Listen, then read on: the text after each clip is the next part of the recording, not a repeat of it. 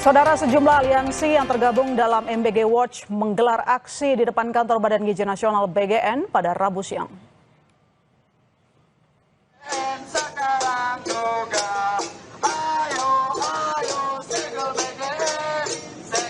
Masa aksi menempelkan sejumlah poster berisi kritik terhadap program makan bergizi gratis.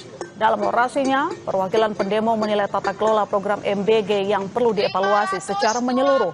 Mereka pun memasang garis kuning di depan kantor BGN sebagai simbol tuntutan agar pemerintah melakukan pembenahan MBG. Pertanyaannya adalah di mana letaknya?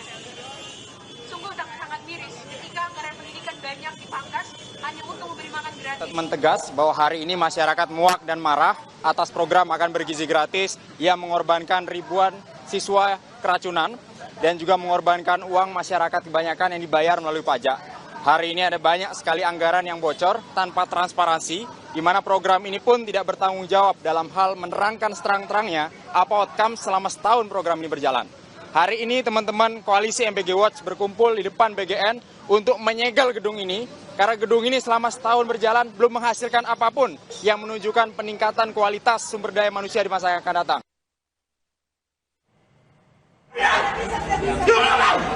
Kami butuh negara hadir. Kami butuh negara hadir. Selesaikan kita. Kami tidak butuh kamu. Tidak bisa kami. Sementara itu, sebelumnya sejumlah orang yang mengaku investor pembangunan Satuan Pelayanan Pemenuhan Gizi (SPPG) mengamuk di kantor Badan Gizi Nasional BGN. Mereka meminta pertanggungjawaban pemerintah terkait pembayaran pembangunan dapur MBG. Seorang pria mengamuk di lobi kantor BGN Jalan Kebon Sirih, Menteng, Jakarta Pusat. Sementara itu, dua orang lainnya yang mengaku datang dari Sumatera Utara memblokade pintu gerbang kantor BGN. Mereka meluapkan kemarahannya dan mendesak agar dapat bertemu kepala BGN yang baru, Nanik Esteang. Mereka menagih janji pemerintah untuk pembangunan dapur MBG yang sudah mereka biayai dengan uang pribadi.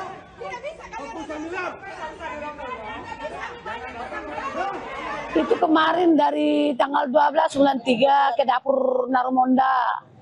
Habis itu iya. Terus tanggal 14 bulan 3. Ya, sampai hari ini nggak dibayar. Hitung di ibu aja udah berapa kali? 120 juta. 120 juta. Berapa sih kerugian yang dialami?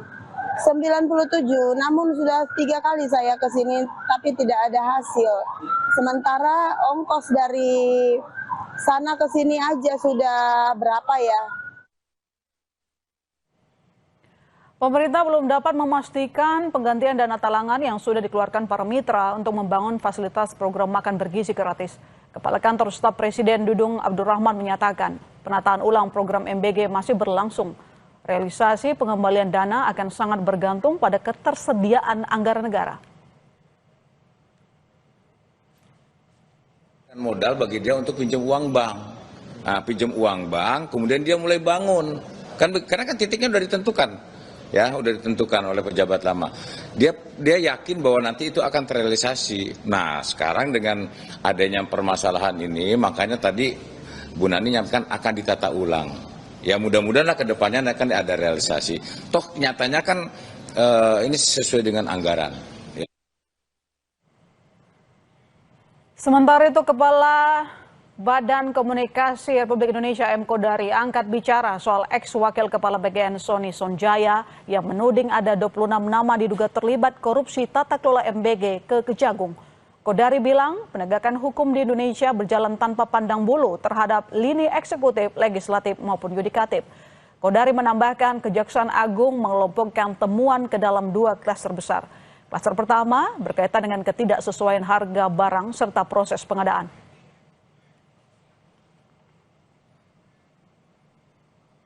Dari penjelasan Kejaksaan Agung sendiri kan ada 2 kelompok besar itu permasalahan. Yang pertama adanya harga-harga yang tidak sesuai untuk pengadaan beberapa barang. Yang kedua soal jual beli titip.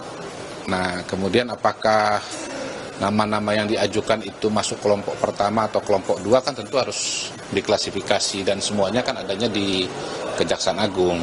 Ya diproses saja secara hukum,